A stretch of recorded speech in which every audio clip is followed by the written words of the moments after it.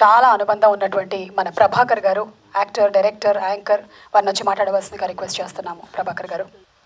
Telugu TV పరిశ్రమలోని ప్రతి ఒక్కరికి ఒక సాడ్ డే. ఉదయాన్నే నిద్ర లేవగానే అతి భయంకరమైన వార్త విన్నామంటే తట్టుకోలేని వార్త.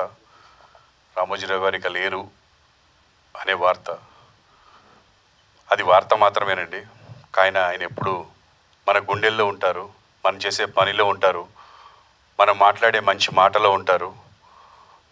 మనం ఇంకా కొన్ని తరాల వరకు ఆయన ఆశయాల్ని ముందుకు తీసుకెళ్ళడంలో ఆయన ఎప్పుడు ఉంటారు. ఆయన ఆత్మకు శాంతి కలగాలని మనస్ఫూర్తిగా కోరుకుంటున్నాను. అంత గొప్ప వ్యక్తిని దూరం నుంచి చూసే అర్హత కూడా లేని నేను 2009లో డైరెక్ట్గా ఆయన ఆఫీస్ రూమ్లో కలవడం జరిగింది. నేను చూసింది ఒక వ్యక్తిని కాదండి, అంటే ఒక మంచితనానికి, ఒక మర్యాదకి, ఒక గొప్పతనానికి ప్రతిరూపం నా ముందున్నట్టుగా అనిపించింది. నాకు మాట కూడా రాలేదు. ఒక అదృష్టంగా భావించాను. అంటే ఒక దేవుడిని చూస్తే ఎలా ఫీల్ అవుతామో, నేను అప్పుడు పనిచేస్తున్నప్పుడు నాకు మా ఈటీవీ సంస్థ, రామోజీరావు గారే దేవుడు, అలాగే ఆయన పుత్రుడు, నా స్నేహితుడు, నాకు లైఫ్నిచ్చిన వ్యక్తి సుమన్ గారు. ఎన్నో ఇండ్లను నిలబెట్టినటువంటి సంస్థలు రామోజీరావు గారి సంస్థలు, ఈనాడు గ్రూప్, ఎలా అయినా సరే. కానీ నా అదృష్టం ఏంటంటే నా ఇంటి పేరు ఈటీవీ అయిపోయిందండి. సో ఆ అదృష్టాన్ని ప్రసాదించింది కూడా రామోజీరావు గారు, సుమన్ గారు. ఈ జన్మకి నేను అలాగే కంటిన్యూ అవుతాను. అది నా అదృష్టం.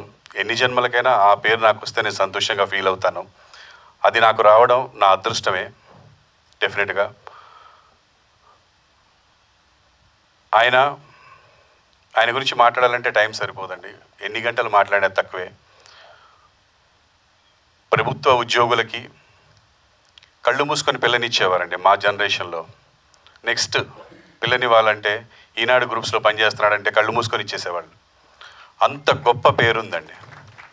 అండ్ ప్రభుత్వాలు కొన్ని ఒక్కొక్కసారి ఉద్యోగాలు ఇవ్వలేకపోవచ్చాము, కానీ 365 days ఎవ్రీ డే ఎంతో కొంతమందికి ఉపాధి కల్పిస్తూనే ఉన్నారు ఇప్పటి వరకు, ఎప్పటికీ కూడా. దేవుడు అందరికీ పేరు ఇస్తాడు, డబ్బులు ఇస్తాడు, కానీ కొందరు మాత్రమే వాటిని తిరిగి మనతో పాటు జీవిస్తున్న వాళ్ళకి, మనతో పాటు సమాజంలో ఉన్న వాళ్ళకి పనికొచ్చేలా ఉపయోగిస్తారు.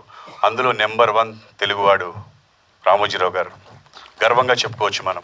ప్రపంచంలో ఏ నలుమూలకి వెళ్ళినా తెలుగువాడంటే మొదటగా వినిపించే పేరు రామోజీరావు గారు. గొప్పవారు. సో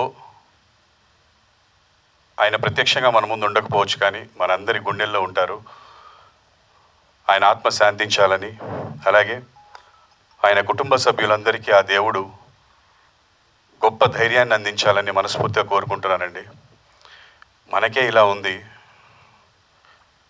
ఇంకా వాళ్ళని తెలుసుకుంటే మాట కూడా రావట్లేదు. సో వాళ్ళకి ఎంతో ధైర్యాన్ని అందించాలని ఆ దేవుడిని ప్రార్థిస్తున్నాను. ఆయన ఆత్మకు శాంతి కలగాలని కోరుకుంటున్నాను. సెలవు తీసుకుంటాను. Thank you.